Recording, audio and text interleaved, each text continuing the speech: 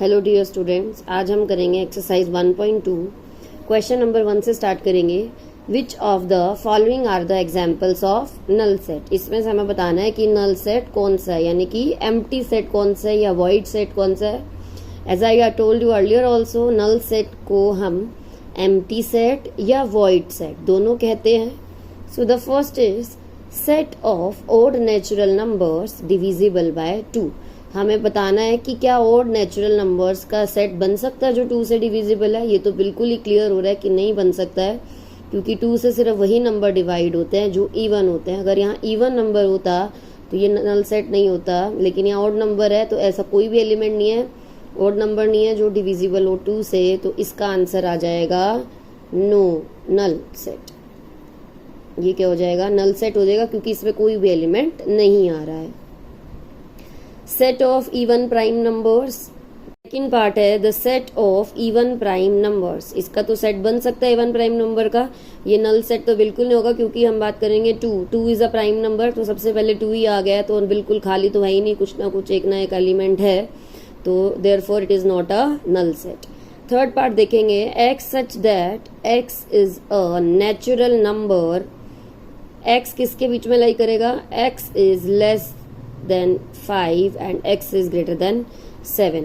हमें 2 ऐसे नंबर लेने हैं जो 5 और 7 के बीच में हो। कैसे? x should be less than 5 and greater than 7। तो ऐसे कोई नंबर्स हैं।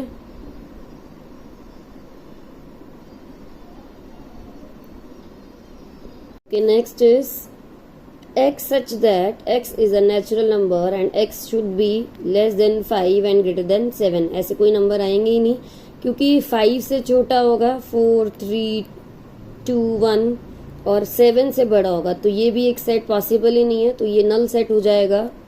Next is y such that y is point common to any 2 parallel lines। किसी भी 2 पैरेलल लाइन्स में कोई भी पॉइंट कॉमन नहीं आ सकता है, तो ये भी क्या हो जाएगा? नल सेट हो जाएगा। नेक्स्ट हम बात करेंगे which of the following sets are finite और इनफाइनाइट। देखो, पहले हमने नल सेट के बाद में बताया कि कौन सा बिल्कुल खाली होगा, हम बताएंगे finite and infinite. Finite set और इनफाइनाइट सेट भी बता चुकी हूँ मैं। फाइनाइट सेट क्या होता है? जिसे हम काउंट करके लिख सकते हैं वो होता है फाइनाइट, और जिसे हम infinite which are not countable, मतलब जिनकी कोई लिमिट ही नहीं होती, तो वो इनफाइनाइट में आ जाएगा। For example, first the set of months of a year. Year में हमें पता है 12 मंथ्स हैं, तो ये हो गया finite set. Next is 1, 2, 3 and so on. अब हमें नहीं पता ये कहाँ तक जाएगा, तो ये सेट कैसा हो जाएगा? Infinite. So the first is finite, next is infinite. The third is 1, 2, 3 dash dash dash 99 and 100। देखो यहाँ पे हमें एंड पॉइंट बता दिया 100 है, तो यहाँ से क्लियर दिख रहा है कि 1 से लेकर 100 तक होगा, तो it is also a finite set. Next is set of positive numbers greater than 100। 100 से बड़े तो बहुत सारे हो जाएंगे, 101, 102 एंड सो ऑन, तो ये भी क्या हो जाएगा? इनफाइनाइट हो जाएगा, क्योंकि इसकी भी कोई काउंटिंग नहीं है, अनकाउंटेबल हो जाएंगे। बहुत सारे हो सकते हैं 100 से ऊपर तो, लेकिन अगर इसने 100 से लेस बोल दिया होता तो ये फाइनाइट सेट हो जाता। Next is the set of prime numbers less than 99। 99 से नीचे वाले नंबर्स को हम इजीली काउंट कर सकते हैं, तो ये सेट भी क्या हो जाएगा? फाइनाइट सेट हो जाएगा। I think this question number 2 is also clear to you. Now let's come to the third question. State whether each of the following set is finite or infinite. हमें बताना है कि क्या ये finite है या infinite है। Set of lines which are parallel to x axis. x axis के parallel हमें बताना है कितनी सारी lines आएंगी। बहुत सारी आ सकती हैं x axis के parallel, तो ये हो गया infinite set. Set of letters in the English alphabet, हमें पता है ए से लेकर जेड तक ही अल्फाबेट्स होते हैं, इससे ज़्यादा नहीं होते और इससे कम नहीं होते हैं, 26 होते हैं, तो फाइनाइट सेट हो जाएगा। The set of numbers which are multiple of 5, again it is an infinite set. हमें नंबर्स का सेट बताना है जो मल्टीपल हो 5 के, तो इनफाइनाइट है, बहुत सारे नंबर्स हो जाएंगे। The set of animals living on the earth. Earth पर कितने एनिमल्स रहते हैं ये भी हम कर सकते हैं. It is also finite set. The set of circles passing through the origin 0 0 0 0 से, देखो ये हमारा ओरिजन है. सो यहां से बहुत सारे सर्कल्स पास हो सकते हैं, like this this this. So in this way so many circles can be passed through the origin, so it is also a infinite set. हम आगे बात करेंगे. in the following state whether a is equals to b or not. हमें बताना है कि इसमें से a और b इक्वल है या नहीं है. फर्स्ट पार्ट हमें दो सेट्स दे दिए हैं. एक दे दिया a is equals to, तो हमें बताना है कि क्या a और b इक्वल है या नहीं है. चलो देखते हैं. फर्स्ट पार्ट में a is equals to a b c d, b में दे रखा है d c b a b के इक्वल कब होता है? व्हेन a के एलिमेंट, जितने भी a के एलिमेंट्स हैं वो b में हो और जितने भी b के एलिमेंट्स हैं वो a में होने चाहिए, तो ये इक्वल हो जाता है, नहीं तो इक्वल नहीं होता है. चलो देखते हैं. a b c d, क्या a b में है? Yes. b is also in b set, c is also here and d is also here. Now we will check कि b a में है, d is here, c b a. So जितने भी a के elements है वो b में हैं और जितने भी b के एलिमेंट्स है वो a में है. Therefore they both are equal. So here a is equals to b. Let's come to the next question. Second part. a is equals to 4 8 12 16 and 8 4 16 and 18. 4 2 जा 8, 4 3 जा 12 16. हम चेक करेंगे. 4 है, 8 is also here, 12 is not here, 16 is here. Similarly 8 यहाँ है, 4 यहाँ है, 16 is here but 18 is not there.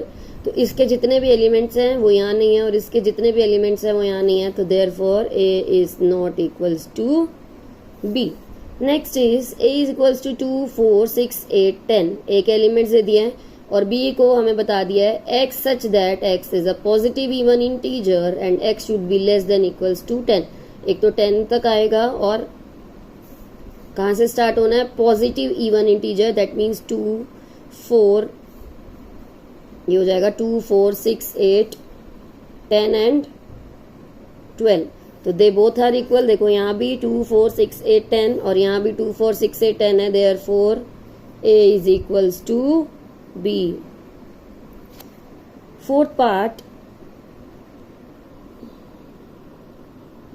a is x such that x is a multiple of 10 and b में दे दिया 10 15 20 25 एंड 30. देखो मल्टीपल ऑफ 10 होने चाहिए, यानी कि क्या आएगा यहाँ पे?